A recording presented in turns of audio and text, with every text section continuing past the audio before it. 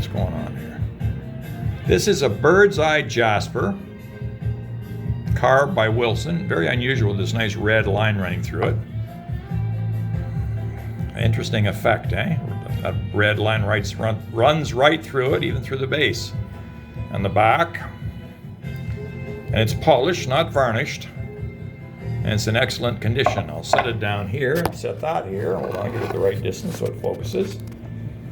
And it's 470 grams, or about 1 pound. It's 2.5 inches tall by 3.5 inches deep by 2 1/8 inches across. There she goes.